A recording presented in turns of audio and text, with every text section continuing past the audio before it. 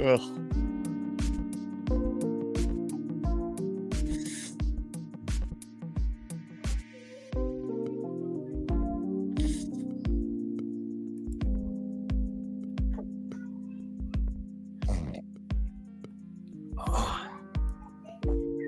Wow, look at all of these people in here before we even hit the YouTube. Good morning, Dwayne, and good morning, Davey. What happened to Matt?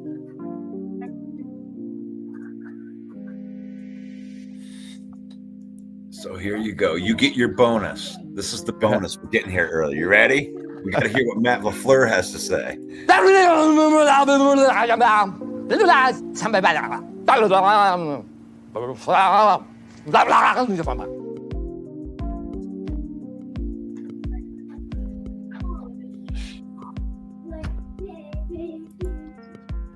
What's up with that championship belt? Ah, you noticed. Yeah, what the fuck? What is that? Little championship belt going on, you know? I'll bring it out when we're going to do the promo for the wrestling page. Okay. A little bit out there. It ain't one of them Lions ones then. No. Oh. There you go. Right there. It takes more, though.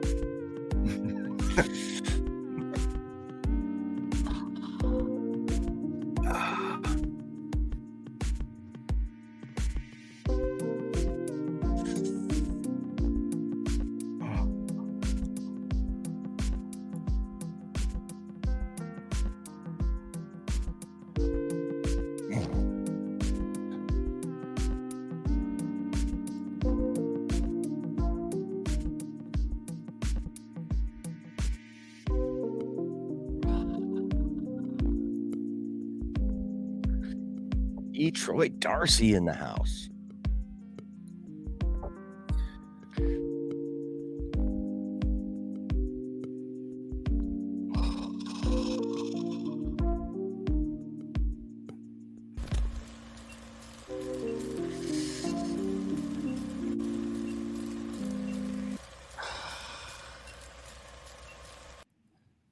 Yo, the lies so that you never make it. Hopeless, so it seems. Eyes closed, canvas open wide to embrace your dreams.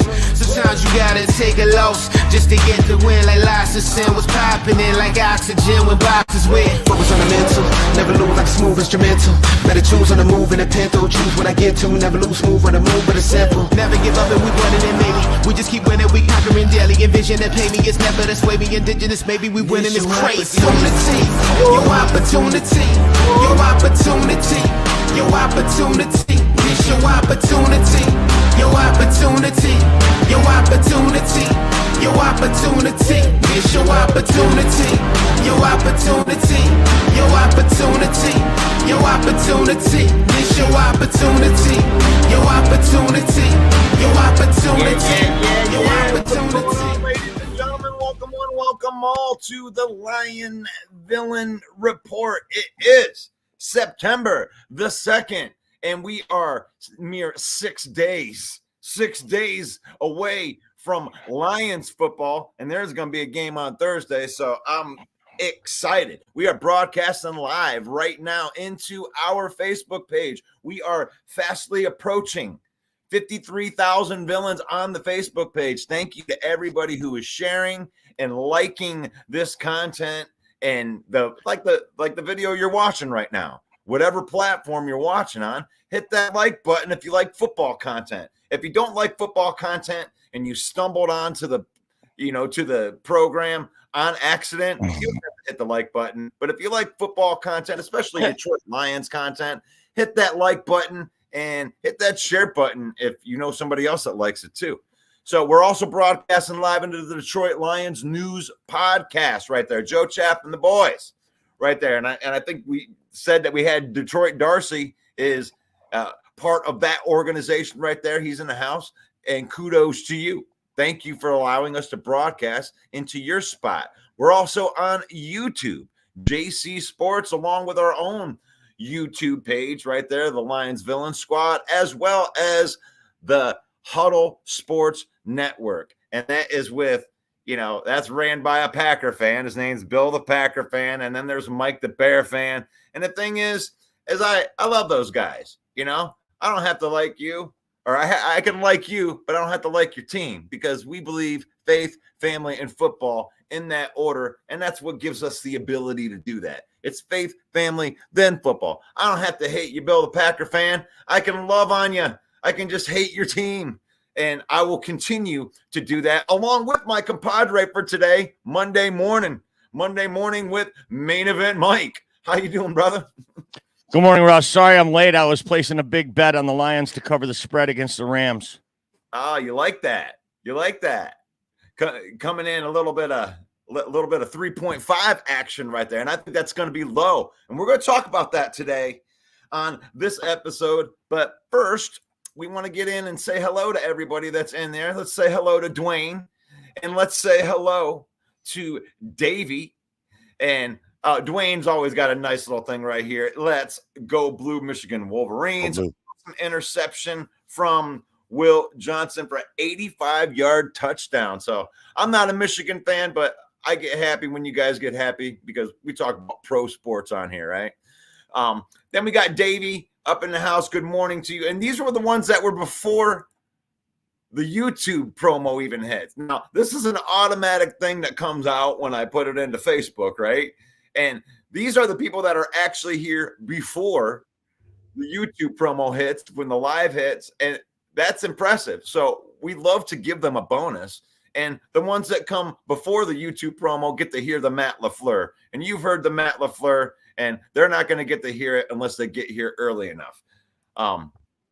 Happy Labor Day. Yes, it is Labor Day today. Everybody's got the day off. That's probably why there's a couple people watching. Just another day to labor. Another day to labor. And then Scott Harrison up in the house. Jeremy Ballrick up in the house. Good morning. Every time I see GM, I always think general manager. I don't think good morning. My mind automatically goes, GM, Russell and Mike. That would be great if we could. At least you could pay us like general managers. That would be great. Oh, gosh. Michigan fans, we better be thanking the stars that the Wolverines defense is still good after losing 11 players to the NFL and another 12 to the transfer portal, because that offense needs a little bit of work. Oh, are you waiting? Oh my gosh, they could be in on Labor Day. Okay, well that catches us up with the people that right in the morning. We got 6 days, Mike, and I wanted you to put your thought on the 3.5 point favor. Do you think that's enough? Do you think that's enough? Well, that's funny, because earlier this week, you and I were talking. I'm like, I know it was only a 1 point lead last 1 point victory in the playoffs. Man, Stafford, Puka, we got new young corners. We got, different. Man, it's going to be close again. And then you was like, it's not going to be even close. We're going to smoke them. And I start looking at things. I start breaking it down. And I think you're right. I think we covered the 3.5. This team is charging out of the gate. They are focused. I mean, we heard our general manager just the other day unequivocally win the Super Bowl. Oh, this year? Well, win the Super Bowl. And that doesn't start out by losing to the Rams at home. So, yeah. Right. So, Pride of Detroit came out with a little article on this. And it's like when you really start breaking down, with the whole betting side here and everything that the Rams have going on, right? It's like the Lions are such a hurt fan base that we automatically go to the negative of like what's going on. Oh my God, what are we going to do about our number 4 wide receiver? Oh my God, what are we going to do about a backup quarterback or a kicker or stuff? And like these guys are going through some stuff. Like this is not the same Rams team that was 1 point away last year. This is a team that is devastated on the offensive line. They got Jonah Jackson that they brought in as a left guard to play center. They don't have a left tackle, so they're going to put a Band-Aid over there.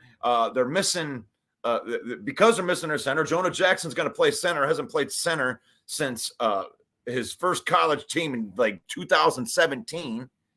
And you just expect these guys to go up against our offensive line and just like it just be good like it was last year, and that ain't even it. You lose maybe the best defensive player of all time out of the middle of your defense and Aaron Donald, and you're replacing him with 2 rookies, albeit maybe good rookies, but it's their first game in the NFL, and you're going to be going up against Frank Ragnow, Penei Sewell, and Taylor Decker, 3 of the best. And I don't know. I don't see them matching up very well with us at all. And if they think they're going to be just chucking the ball down the field to Puka Nacua, I think Carlton Davis and Terrion Arnold are going to make a huge difference in the back end of that secondary. I think the Rams are in trouble this week. Hot take by Russell Wayne this morning. I'm a homer. Yeah, for sure. It is a triage there on the offensive line. And these guys playing out of position. Also, Jonah Jackson got injured in the preseason, and now he heals from the injury. And now he's got to go play a different position. Maybe he played it a little in the past, whatever. Steve Avila also was playing out of position. These guys, this offensive line is not a cohesive unit. And D-line and getting pressure on the quarterback is something that this Detroit Lions, they couldn't get to the quarterback last year. They could not. Well, that might be the difference in this game. Having a better secondary, right, to hold it longer so those guys can get home on the D-line, and I think that just works in our favor. Let's face it, last year, Puka Nacua and Cooper Kupp, they tore us up, man. They abused our corners. So, I mean, this is going to be right out of the gate. You get 2 top-flight guys coming in to challenge this new secondary. I think the NFL script writers couldn't have planned it any better. Yeah, and I think they're really going to run into us, guys. I mean, and I understand. So one of the best things that Matt Stafford does, and one of the best in the NFL, is he gets rid of the ball fast.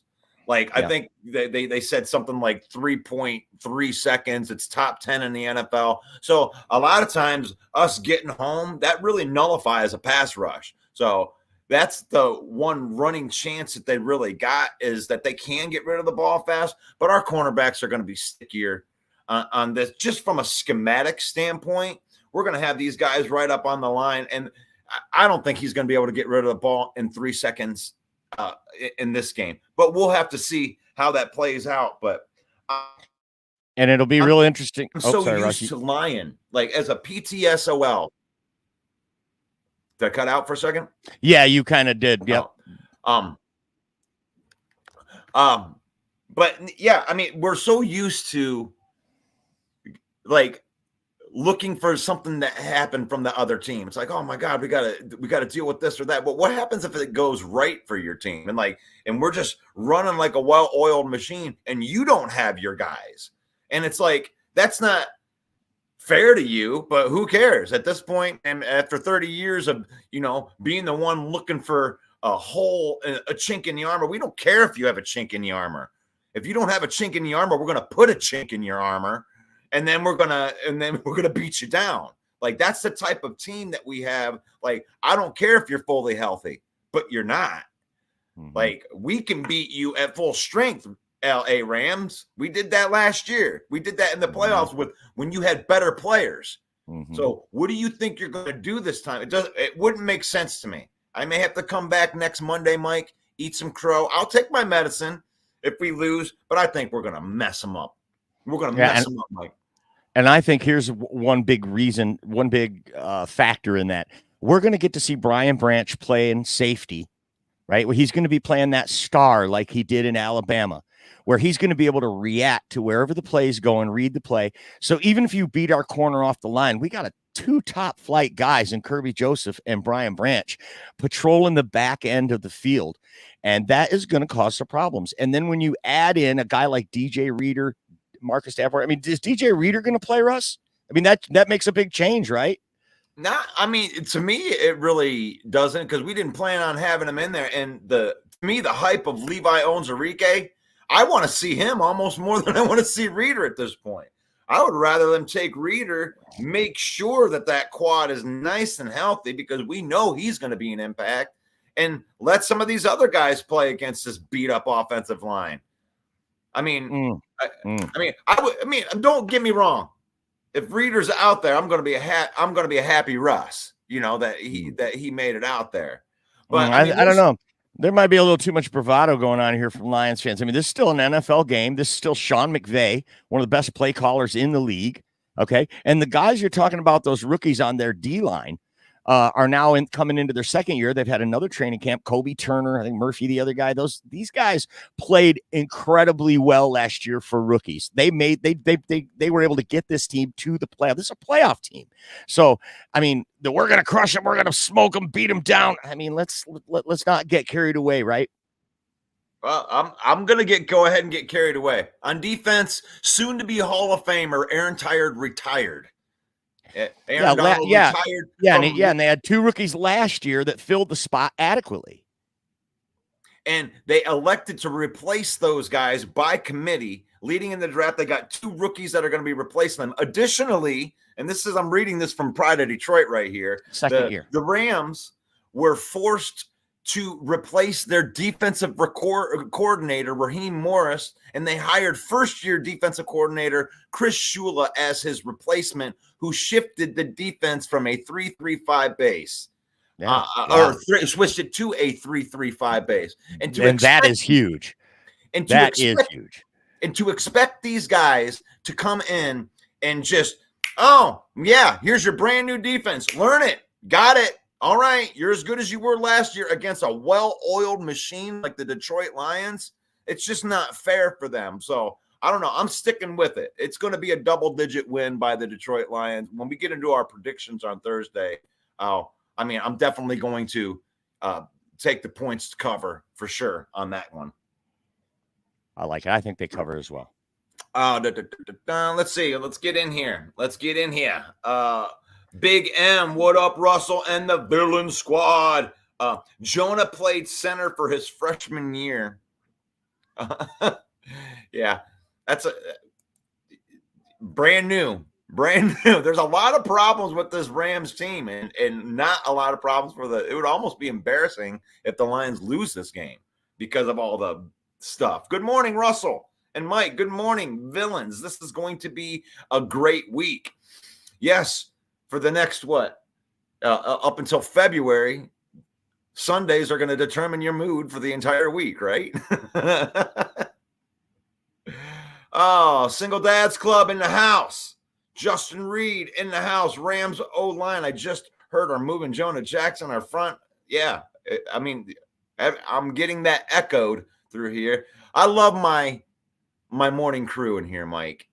These guys come in, all these guys are well-versed in the Lions. They don't come in here with idiotic takes that are like, that don't make sense, homering up like Bear fans do. They just come in and just 15-2 because we signed a guy. Like, it's like, can you just take a 9-8 season as an improvement and just leave it there? You wouldn't look so bad next year. Now, if you win 12 games, you're going to be disappointed. F that. Lions are putting the stomp on Matthew Stafford in his career. Couldn't win a Super Bowl, even a playoff game with that great team in 2014. JG and the Lions will murder this team. We can't say murder in here. We have to say unalive in here. That's from Pete the Killer, straight up from the top. Right from the top. Straight from the top. Manny the Main had something to say right there. Single Dads Club. Historically, how are the Rams on game one? Oh, that's a good question. I don't even know. That might be a Jeremy B Googling task right there. I'll have to see if he gets that one in there, because I don't know. I don't really care about that, because every year is a completely different.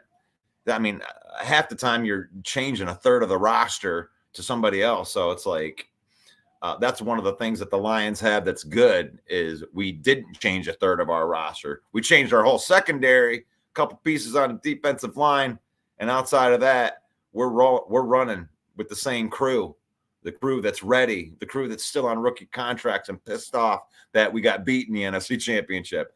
And I still think it stings. Faster Sanchez, where is the where the 7 losses coming from. Okay. Yeah, in the chat, he predicted 7 losses. Paul's like, hey, where's that guy? I don't see 7 losses on the schedule, but the Lions do have a pretty hard schedule. So, and this is the NFL. I mean, 11-6 obviously we'd all be disappointed, would we? I mean, it's going to take at least 11 games to win this division. So I think there aren't going to be 7 losses for this team. But Paul, isn't this a nice thing to be going through? Like, when was I can't remember any time watching the Lions where we weren't looking at you look at that schedule, right? You look at all 17 games. There's not a loss on there. Like, I'm not saying we're going to go 17-0, but usually when we're looking at that schedule, you're like, oh, okay, we're probably going to lose here. We're probably going to lose over there in San Francisco. We're probably going to lose in Dallas. We're going to lose one of these games in Green Bay. I don't feel like that at all. I feel like there's a possibility that the Lions could win every single one of these games. They won't. I still have them at 13 wins, like I predicted earlier. I think I may stick there. I might go at the final predictions. It may switch by maybe a game in one way or the other. I may go up to 14 or I may go back down to 12. I haven't quite decided yet. But all of those games, Mike, I think we go into San Francisco and win. I think we go into Dallas and win.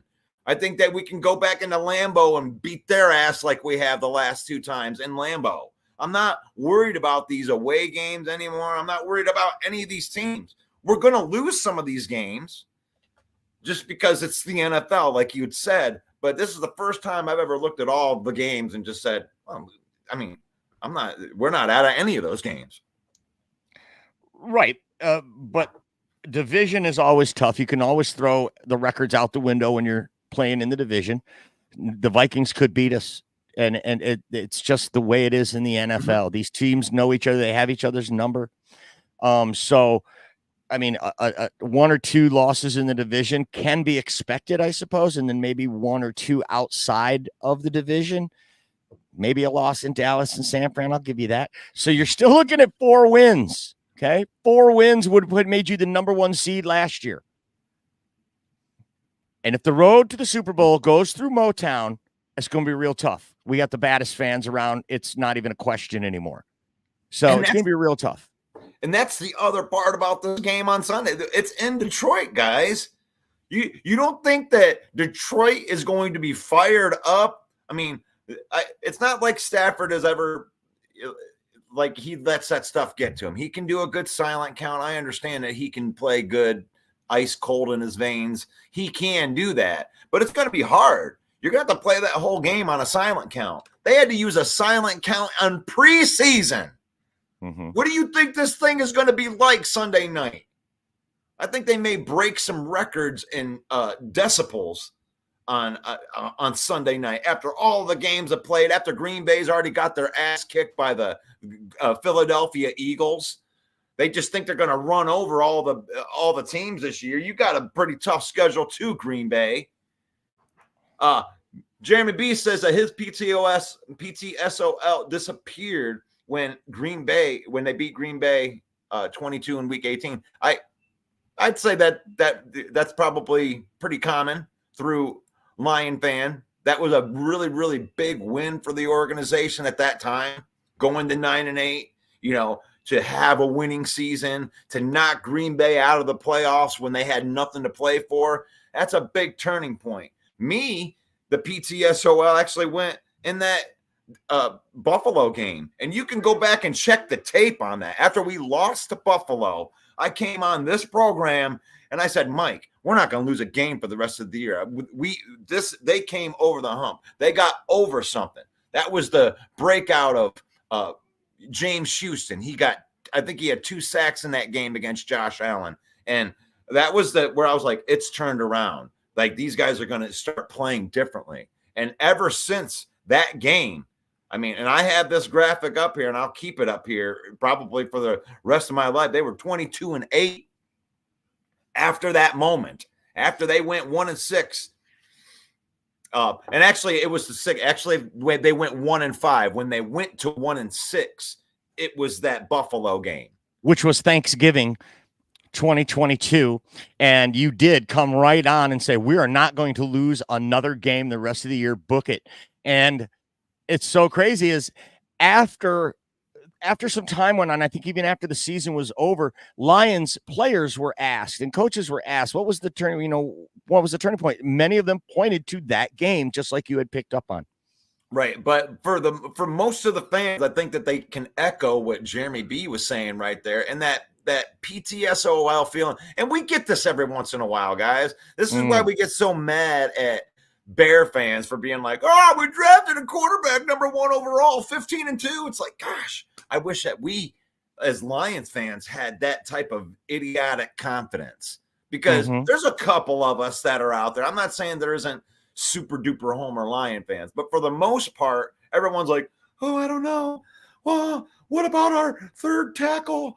It could all fall apart, Mike. And it's like, and other fan bases don't feel like that. That's because we have PTSOL and we've been in an abused relationship for all these years. We're an abusive relationship, and we don't know how to act. And it's absolutely true. We see it all the time. PTSOL is a registered trademark of the Villain Squad. 2023, all rights reserved. Please drink responsibly. Yeah, I think that you need to throw that one out there to your T-shirt guy. You know, by the way, Puck the Fackers and Dave Campbell for president, Mike. You're doing an excellent job at coming up with nice little T-shirt ideas right there. But I think PTSOL needs to be some type of T-shirt, like PTSOL is dead. I'm no longer I am a recovering person or something like that. Like, and the only cure to PTSOL is winning. And the further and further the Lions get, away in this record right here, where you got, it's 22-8. That's disparaging right there between the wins and losses. The further that gets away, the more and more that PTSOL is just going to go away after a while. But people still suffer from it, man. I mean, it's out there. It's a real thing. You got some killer comments in here, Russ. You want me to run down them for you? Yeah, please. I can't really see. Justin Reed, here's a great question for you, Russ. Will the Lions offense have a little rust by not getting any preseason reps? What do you think of that? Maybe for a series. I mean, these guys have been practicing against each other the whole time. People act like the preseason, like that's the only game time that they're going to get. Like, it's like, oh my gosh, it's the only time they played real football. They're in practice and they're running game situations. So our offense has been going against that defensive line the entire training camp. So maybe a little bit just because it's different people, but these guys are a well-oiled machine. I mean, I don't think so. I don't think you can get too much rust. That's good. Jeremy B predicts a 28-13 score. The Lions win. 15-point cover. However, Thursday we're going to make our final predictions right on this very program, right on the Villain Report on Thursday. This coming Thursday, we're going to pick all the games of the first week 1 NFL season. So be here on Thursday morning for that. David's in the house. What's up, David? Says Stafford is going to be up against the gauntlet. We'll see about that. Yeah. Jonathan in the house says he loves how you say, Russ, use football. Don't let football use us. Yes, it's the truth, because you don't let this thing, wreck your mind. And if anything that a Lion fan can do to help other fan bases, especially Green Bay Packer fan, you're a Green Bay Packer fan. I know you guys are used to winning. You guys are used to winning so much that it's like the opposite of what we go through. And that's why you guys disappeared when you were 2-4 last year. Or I don't remember what, and the thing is, you can say that you didn't, but we witnessed it here. We had 16 people across our board when we were doing smack talking. By week 4, they were gone. And it became unfun for us to do trash talking. That's why we went this way, because we don't want to lose people from like them thinking we're assholes because we're really good at talking trash. We want to be able to have conversations with you and don't let it ruin you. Don't go and be mean to your family afterwards. I mean, use football, create those memories. And when you lose, go into another room for 15 minutes, cry it out, whatever you got to do, take a shot, and then relax and push towards next week. Joseph's in the house. He says, wrecked him. Damn near killed him. Darcy Maville says we are on the unfinished business tour. Jonathan says he's happy with 11-6. I like this call from Joseph too. Lions have the 11th toughest schedule. That's interesting. Is it? Yeah. Welcome to the show, Tommy. Welcome to the show, nephew. We got some good comments in here, Russ. Big M says Stafford has always had a hard time winning at Ford Field. Looking forward to seeing him get beat down again at the house. Such a good you in the comment of the day. All right. What is Jared Goff's record versus Matthew Stafford? Hey Jeremy, go dig that one up. That one's going to be funny because I actually already know the answer. But you find it, you put it up in the comment right there, and then Mike will read it. We have a request. We have a request, Russ, for can we get a Macho Man today? Lions off the top rope or something or other. Oh yeah. All right. Let's see if we can't find Macho Man in here. I did bring. Oh, you got a belt. Yeah.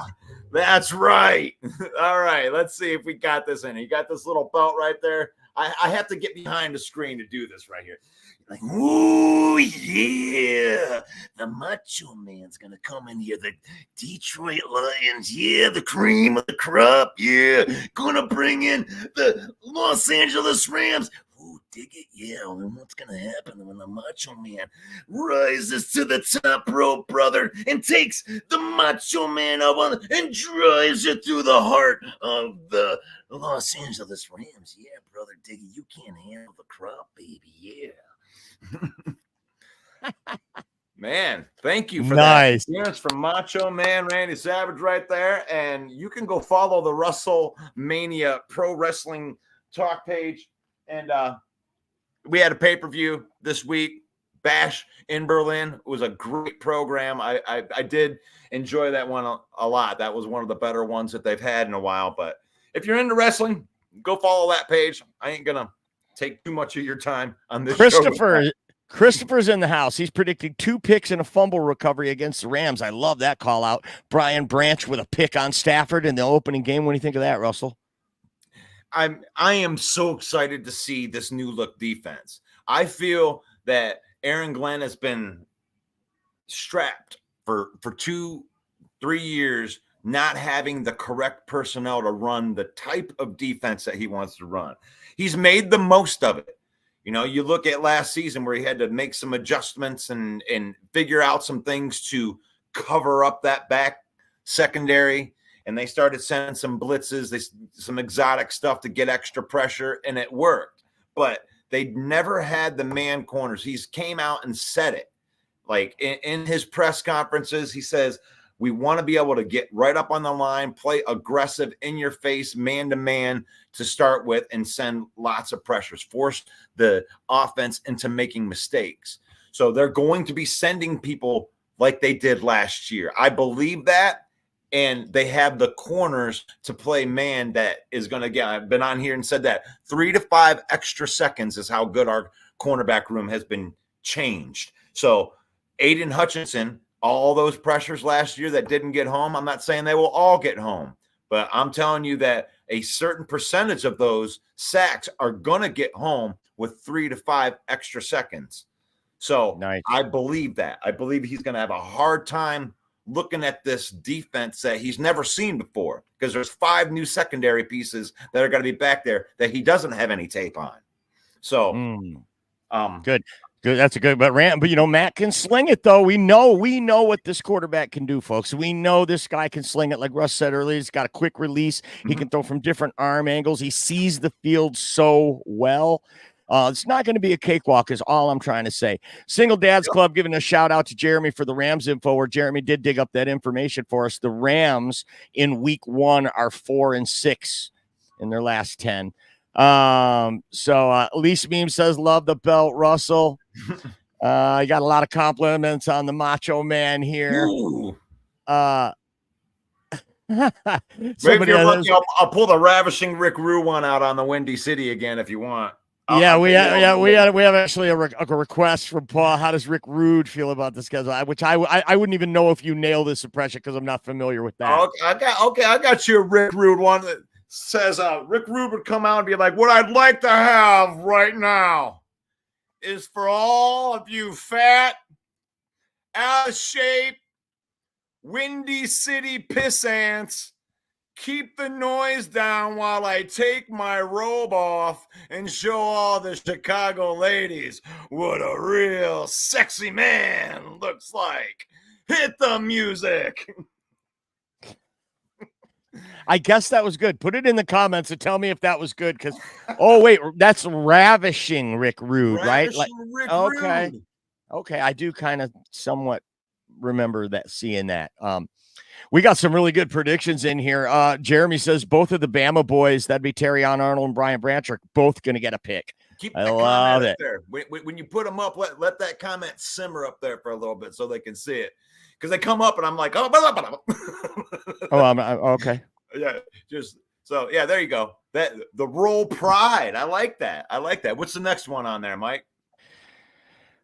Ulysses in the house says, I predict they will have 3 sacks before halftime. Woo! Before halftime, 3 sacks by the Detroit Lions on Matthew Stafford. That'd be awesome. Man, we are homering it up in here right here. We're gonna have a homer sandwich with cheese. Jay-Z is in the house. He took his cell phone behind the garage so Beyonce couldn't see him. Said, just jumping in. Hope I'm not repeating. Can't wait to see the new D-line. Is a very beat-up LA O-line, missing left tackle 1 and left tackle 2. How many sacks this game? Jay-Z is such a great comment. Thank you. Yeah, at the beginning, we did really go over that beat-up offensive line by the Los Angeles Rams and this new defensive line, and really talking about whether or not DJ Reader was going to play in this game. And it is a big deal if he is. He's going to be a huge part of this defensive rebuild. And it will be interesting. He didn't get any practice. We're talking about no reps at all in the preseason for DJ Reader. So personally, I don't think he plays in week 1. I think that could be really huge. Aleem McNeil's going to need to step up. Aiden Hutchinson, Marcus Davenport, these guys are going to step up. Who do you think they'll move in? Josh Pascal, perhaps? We'll start there in DJ Reader's spot. No, I actually believe that they will, if DJ Reader isn't going to play, I believe they'll call up Kyle Pecco because he understands how Terrell Williams runs that. He'd be the most experienced defensive lineman. And he was really, really cool about letting them release him and then having him come back to the practice squad. I know that he did this stuff. This wasn't a talent thing why he was down on the practice squad. This was a favor. I know that Brad Holmes was like, look, man, I'm going to release you. We're going to bring you on the practice squad. We'll probably bring you up for week 1 if DJ Reader isn't ready. I believe that was the conversation because, I mean, he's an experienced defensive lineman. That was a good signing by the Lions, and I have a hard time believing that Mekhi Wingo beat him out for the job. You know, I know that they would, you know, if you release Kyle Pecco, he gets the choice to come back. If you're to waive, Mekhi Wingo, then somebody could pick him up where you be able to release Kyle Pecco because he's a veteran and they were able to retain him. So I think there was some pretty slick roster maneuvering done, just like last year with what they did it with Craig Reynolds last year, just kind of move some stuff around. I don't think they had any plans on not having Craig Reynolds on the team. I think it's the same thing with Kyle Pecco. So I think it's going to be Kyle Pecco in the middle if it's not there. And Terrell Williams, when he came here, the first thing that he had said was he wanted to simplify everything. The way that he approaches defensive line, it's very simple, very violent. It's just pretty straightforward. The skill positions in the back are the keys to that ingredient. You've got the guys up front just being physical. So I think DJ Reader could come in without practice and be a game record. It's like, look, go out there and be DJ Reader. Just wreck shit. Like, I like the take, Ruck, but coming off a second torn quad with no practice reps, and we have seen Dan Campbell operate under these kind of conditions before, and he always opts to rest them and get them ready in practice. He's a firm believer of that. So, I mean, you look at those names there. John Kaminsky, we know isn't going to play. Levi Onwuzurike, a lot of guys we were talking about, this guy being on the bubble. Here he is back on the team with nothing but great reports out of camp. Do you think Levi could start on that D-line if Reader doesn't go? I absolutely believe that Levi would get the start. He would get the start, but Kyle Pecco is going to be the guy that's going to take, because Levi doesn't really play the same type of deal that Reeder does. Reeder's a very selfless kind of player. Like, he's going to demand the double team. He plays the position rather than, going after the stats type of thing. Like, I need to take two guys up. Like, he embodies that job. But didn't we? But wasn't Onwuzurike drafted in the second round? He was drafted in the second round, but he was drafted as the best pass rushing defensive tackle. Interior defense. So their styles are going to be. I'm not saying that he wouldn't start there, but I'm just saying you stick Levi next to Aline. They're two very similar type of players. So the Lions took Levi in the second round, and who did they take in the following round right behind Levi? Aline McNeil. Aline McNeil. So now you could be seeing this come to fruition. Brad Holmes's vision when he drafted these two guys in the same, correct, for them to play together. I mean, obviously that was the plan, but you know that with the setbacks that Levi had, you go out and you get DJ Reeder because the Super Bowl window's open, and that's the only reason. So Big M's in the comments says, I said this yesterday and we'll say it all season. Hutch about to have a special season. Yep. Love that comment. Yep. The more they have the double teams, guys, it's like people don't understand what the upgrade right here. When you're talking about a guy like DJ Reeder, right? You aren't replacing a starter level guy. You're not replacing a guy that should have been in the league. You are replacing Quentin Bohanna and Benito Jones and Isaiah Buggs. You're not replacing guys that are impact players. So it's like, not only did you get the upgrade, you went from like a 60 in Madden all the way up to like a 95. Like, you went, whoa, look at that jump.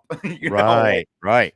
Same thing in the secondary. It's like you're going from, it's not that Carlton Davis is the greatest cornerback in the world or Terrion Arnold is so great, but when you're comparing them to Jerry Jacobs and Will Harris and Kendall Vildor, which, by the way, Terrion Arnold is way better than the guy that started in the NFC Championship in Kendall Vildor. You know why? Because he's 5 spots ahead of him on that depth chart. He competed against him, and obviously he's better. By all accounts, brother, you nailed the ravishing Rick Rude. And we got another one here. Nailed the Rick Rude, hits a core memory. So by all accounts, brother, you killed that. So Bear Down Mike is in the house. Great to see you, Bear Down Mike. He says the monsters of the Midway 8. And then he says are cocking, and then he said coming. Wow. So I welcome back to the program, Mike. It's great to see you in here, Mike, as always. Let me just ask you, because Mike read that was that in that order? It was in that order. Read all of those things in order. Right. They're cocking. Wait, no, this is in order. Monsters of the Midway 8 are cocking, coming. Well, I guess I'm sorry to all my Christian fans that are out there right now. Bears fans, it usually happens in that order. Bears fans are a rare breed, and we love them to death. Oh, man, we got another Bear fan in here. Guy from the CNG podcast, my NFC North brothers. Good luck, gang. Good luck to you as well. I hope no teams get injured. And on that note, we want to give from everyone at the Villain Squad, the San Francisco 49ers, our condolences for their young wide receiver, Ricky Pearsall, shot in the chest on Thursday night. So prayers go out to him. And also our prayers go out to that 17-year-old young man who was arrested for the crime. Hopefully our prayers go out with him too, because there's a lot of victims on that side as well too. So let's not bring it down to that level, but I did want to pass that on. Don't forget tonight, folks, it's the Main Event Football Show on tonight at 7 p.m. Eastern time. And we're not going to just rehash all the same stuff that Russ and I talk about. No. We're going to rehash all the stuff that everyone else on the internet talks about. And tonight, though, is going to be a special fantasy football segment on there. Where I get to show off my gigantic trophy that I won in my league. And we're going to do some fantasy advice. So bring your fantasy questions. If you haven't already had your fantasy draft, like most people had them with this last weekend, tune into the show tonight. It might be helpful for you. I'm going to definitely be on there, Mike. I'll be producing the show, and I'm doing a fantasy football draft right after the show. So give me some nuggets, man. I need to draft me a good team tonight. So I mean, you have a lot of comments here, buddy. I thought maybe I could run down them faster, but I can't. I mean, there's just so many. So thanks to everyone that's putting in their comment. Sorry we can't get to all of them. What else we got, Good. Russ? That's good. I love the fact that we can't get through the comments, which is good. But I did have something else right here, because this is something that was kind of near and dear to your heart right here. But I wanted to talk about this kicker thing, because you know how Lion fans like to overreact on everything, and let's try to find the kink in the armor, right? Are the Lions gambling by only keeping Bates? Man, there's two signs to that, boy. You ready for my answer on it? Well, I wanted your answer, because my answer is going to be no, and yours is probably going to be. So go ahead. My answer is yes. They are gambling. All right. Dan Gamble is gambling. There's something about this kid. Yeah, he was 21-28 last year. He missed an extra point in the preseason. He missed a 30-yard field goal in the preseason. So I think it's a gamble. But hey, I'm not against it, though. I am not against it. Dan Campbell don't kick anyway. Dan Campbell does not need a kicker to kick a 30-yard field goal, because if he's that close, he's going for it. He needs a guy that can kick one when he's out of that range, and that's what Jake Bates is. So I do think it's a gamble, but it's a gamble I like. Yeah, I'm kind of in the same boat as you. I guess the way that I worded that, I can't really say it's not a gamble, because you didn't go out and get a proven guy. You are taking a chance on a guy that hasn't really kicked in the NFL before, but that dude's got a boot. He's got a boot. He's got a leg on that thing. And I believe, in my hot take for this man right here, Jake Bates, because Dan Campbell is such a gambler, that Jake Bates will break the NFL record in field goal this year. He will kick and break the NFL record. And the thing is not just because he can do it, because I think that there are more than one kicker in the NFL that could kick a 70-yard field goal. I don't think that Bates is that special. But I do believe that we have the coach that's got the balls enough to call a field goal when they're on their own side of the field. Be like, all right, 47-yard line up, 7 seconds left in the half. All right, kid, get out there. Let me see what you got.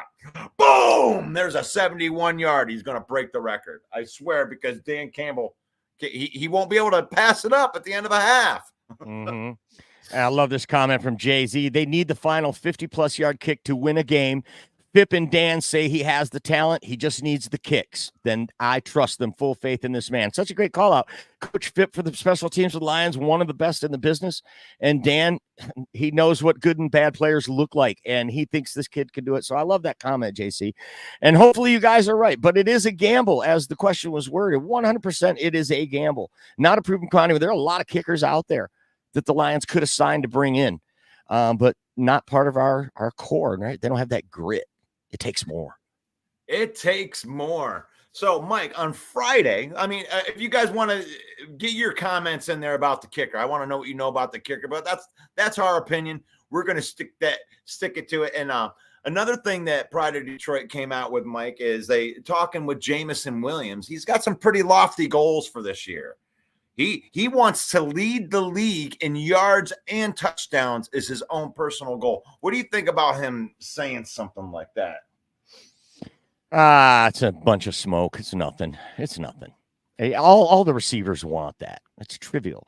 I think I'm actually off put by it. I'd rather hear him say whatever I can do to help the team win, as long as we can win as many games as possible. I don't care if that's 2 catches or 20 catches a game. I'd much rather hear him say that.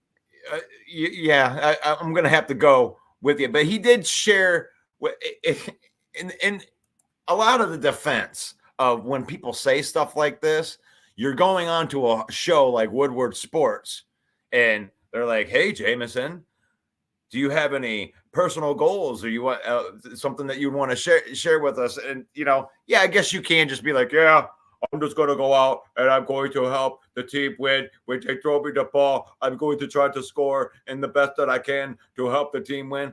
It's like he's a young kid.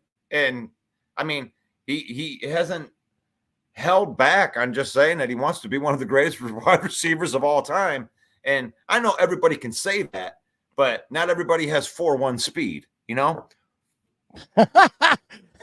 No, like you can count them on one hand in the entire world that have Right. that kind of speed. So, Right. I like this comment from Paul Jones. I have to put this up.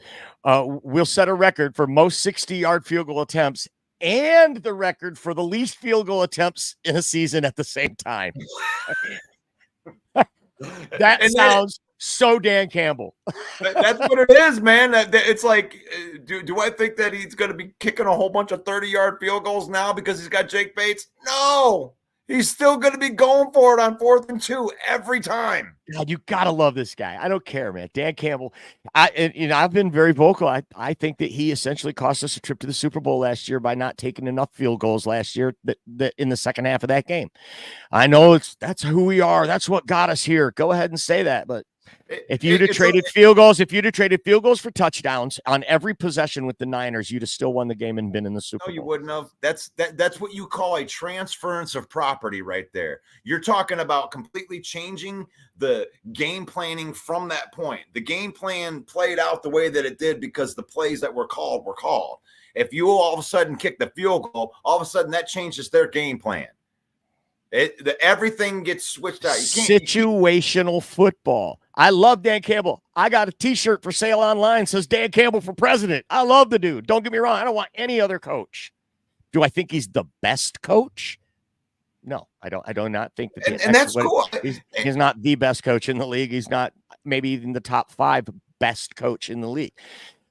I mean, when it comes to calling plays and playing situational football, when it comes to leading men and inspiring men, he's the tops right up there. But yeah, and he's that's the right okay. coach. And the thing is like that is a divided thing in the fan base, right, Mike? I mean, you and I being on different sides of it's not a big deal. I mean, you like an aggressive coach, you don't like an aggressive coach. And I used to say that it's a weak argument, and I don't think it's a weak argument. If you think they should kick field goals more, that's fine. But the thing is, with that is it's like just going back to the ones that cost you and to kind of just completely dismiss the ones that got you there to put you into the situation to make the bad call that you don't like. It's like saying, I like it when you're aggressive, Dan. I really, really like you, but just get it every time because when you don't get it, it's dumb. Like it doesn't. Yeah. It really, that's what it feels like to me when people earlier in the season, the second game of the year, it's the Seattle game, and he kicked the field goal to send it to overtime, and he lost. So there you go. It's like, and the thing is like, I want to put this caveat out there for you because a lot of people think that Dan Campbell, when you're doing this emotional thing, that he's going out there and being like, oh shit, yeah, screw it, man, screw it, get him out there. This isn't that. This is him and Ben Johnson and the entire offense going into the back room being like, look, if it's under 4th down, I'm going for it. Just put it into your head. Put it into your mentality that we are going to go for it. We are going to be this type of team. And for him to go all of a sudden be like, oh, okay, I'm Caldwell now, kick the field goal, that would probably shake the confidence of the team because he told the team something different in the locker room. We're going to be aggressive. That's fair. When it's 3rd and 11, that's where going forward on 4th down helps even more than getting it on 4th down. On 3rd and 11, you got a team that's on the other side of you going, okay, we're going to have to rush the passer. We need to get after these guys. And all of a sudden, they're trying to come in. And then all of a sudden our guys are pushing downhill because we decided to run the ball instead because we can get 7-8 yards on a run. And all of a sudden we catch them off guard because they're trying to push forward and they get pushed back because it's not a run play. You can really fool the offense on 3rd down. And Peter Schlereth had a great interview that talked about that. It's a mentality that runs through 3rd down and 4th down. There's no difference between 3rd and 4th down, man. Yep, it's just another extension. It's another chance at third down is fourth down. Okay. Mm-hmm. So, I mean, I don't mind the argument because when you look back at it, you can line the points right up with it. If you would have went for it, if you would have kicked the field goal, yeah, if you would have made all three of them field goals, it might have been different. But here's the thing: you still got to trot your field goal team out there, and your field goal kicker actually has to make those three very high pressure field goals outside in San Francisco. So for you to say they would have won if he would have made all three of those field goals or both of those field goals, that it's hard to say that, because would he have made them? I mean, that's a high pressure kick. I don't care if it's a 40-yarder. You're in San Fran. I mean, right. And that's what Joseph says in the comment. It's not like the field goal is automatic. You don't just get three because you're mad at Dan. Okay, we should have had three there. We should have had three there. You still have to kick the field goal. Your special teams have to still block the field goal right. The wind doesn't gust because that's an outside stadium. I mean, what happens if you kick the field goal and it's like, whoo, the wind just blows it? Right.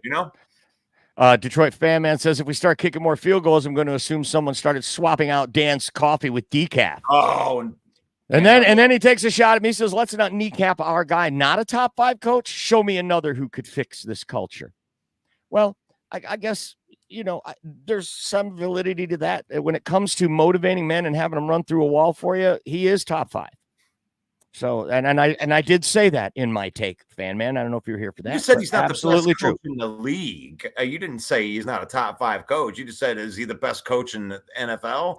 I've said he's not top 5 when it comes to play calling X's and O's. Okay. Coach, his situational football awareness doesn't seem to be in line with what everyone else's is. He has his own philosophies, but we're going to do what we want to do.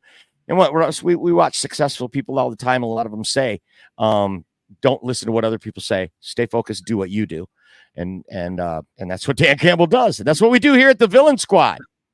It's a philosophy. It's the villain philosophy. The villain philosophy is like you become the villain. You don't like the way that we look at the villain. And I have to keep saying this because a lot of people have been asking it in the comments. But why did we become the Villain Squad? It's such a good question, and a lot of people. And what I do want to preface this with is what it wasn't. We did not become the Villain Squad because of Chauncey Gardner-Johnson's stupid freaking ski masks. I promise you that we were the Villain Squad before Chauncey Gardner decided to try to ruin our idea of what we wanted out of the Villain Squad by putting ski masks on. That I was making lions with suits and nice, like respectable guys that would be like 1957 guys that would walk a lady across the street, but he might beat you up if you mouth off to him. It was one hoodie. It was a hoodie that started it all. Brad Holmes, in an interview with Michael Smith, has a hoodie on that says Villains, and Michael Smith asked him about it because it was a slick hoodie. It was nothing like those cheap knockoffs you saw a couple weeks later on the internet. It was really smooth looking. And he says, what's up with that hoodie? He goes, this was a name that they gave to their front office personnel. That was a nickname for their in-office personnel. Ray Agnew, all these guys that are their scout team. That was their nickname in-house. And then it exploded. And Russ especially was inspired by that, and he created the Villain Squad. Yes. And then it was months later that the whole thing, that was way in the early off season. So 100%. And it was cool because what happened was when Chauncey came out and did that thing, it actually did help us for like a second until they lost the game. And then the entire we had to deal with our own fan base turning on us as a villain, telling us that you have to change the name. You can't be the villain anymore. That is so stupid. It's like, that's not fair. That's not fair because that's what we became that for a different reason. And now that they've came out, they've actually asked a couple more questions about what the villain is and how they see it. The front office wants to draft guys that you have problems with, right? Who becomes the villain? Well, it depends on the play because you can't cover all of our players. Who's the villain? Well, I don't know. It depends if you're trying to cover Amon-Ra, St. Brown, Laporta, or Gibbs, or Jamison Williams, because you're going to have to double somebody. You can't cover them all. And the guy that's left, that's all out there by himself to make a play on one-on-one, he becomes the villain. He becomes the villain because you can't stop him. That's what they wanted to do. And it's not that they have all these guys for sure, but they want to put people in situations where you're in a trick bag. You can't win either way. You cover him, we're going to do that. You do that, we're going to do this. And that's what everybody wants. It's the truth. And we just lost all of our Huddle Sports Network people. I forgot to say something about it, but they do know to come over here. You got to come over here after we're done with that show, because at 11 o'clock on the Huddle Sports Network, and we're happy to be on that network, they start the Ken and Ken morning show. So if you are a Bear fan and you want to go do some Bear homering, then that is the show that you want to go on. And for everybody else that is Lions fans and want to hear us Lion fan homering, welcome to the program from over here. But yeah, it's 11 o'clock and we go over just a little bit. It's a good thing because we're excited. We're excited. Are you excited for Lion football out there? Put it in the comment. Make sure. This is the Lion Villain Report. This is our morning show. And we're talking to Main Event Mike right now. And Mike has got the show tonight. Tell him about it, Mike. Tonight, 7 p.m. Eastern Time, it is the Main Event Football Show, hosted by Main Event Mike, produced by the maestro, Russell Wayne. Tonight, we're going to relish and enjoy the bask of the glow, knowing that there won't be another Sunday without football until February.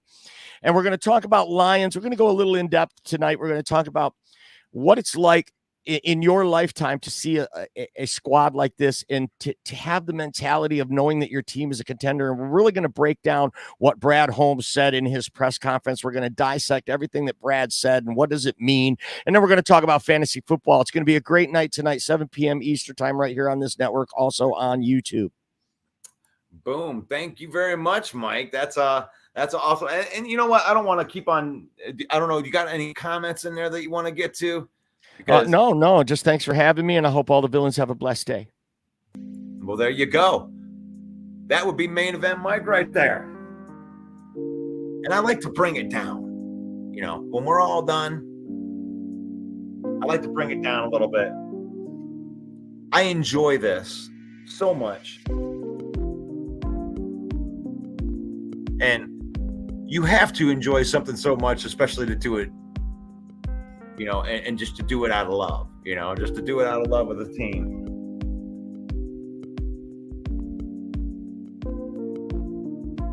But this is the Lion Villain Report. Every morning, 10 a.m., 6 days away from real NFL football for the Lions. Sunday Night Football. Lions versus Rams. And we really enjoy this every morning. It's please go over and follow the page. We're barreling towards 53,000 villains. Thank you to the ones that like and follow that page. Thank you to Detroit Lions News Podcast, our YouTube page, The Villain Squad, and JC Sports. It's faith, family, and football. That's why we can get these CNG podcasts on here. That's why we can get Mike the Bear fan on here, Bear Down Mike, because we love these people. You know, I love you as human beings. Because it's faith, family, and then football. We use football. We use football to enrich our lives, to create memories with our family. We don't let football use us. And may the Lord bless you. May the Lord keep you. And may the Lord shine his face upon you until we meet again And that'll be tonight for a little bit of that football talk. The main event football show. God bless you guys. See you tonight. Yo, the lies so that you never make it. Hopeless, so it seems. Eyes closed, hands open wide to embrace your dreams. Sometimes you gotta take a loss just to get the win. Like lots of sin was popping in like oxygen when boxes wet. Focus on the mental, never lose like a smooth instrumental. Better choose on the move in a pinto. Choose what I get to, never lose smooth on the move, but it's simple. Never give up and we running it, maybe. We just keep winning, we conquering daily. Envision that pay me, it's never this way. We indigenous, maybe we winning, it's crazy. Your opportunity, your opportunity, your opportunity, it's your opportunity, your opportunity, your opportunity, your opportunity, it's your opportunity, your opportunity, your opportunity, your opportunity, it's your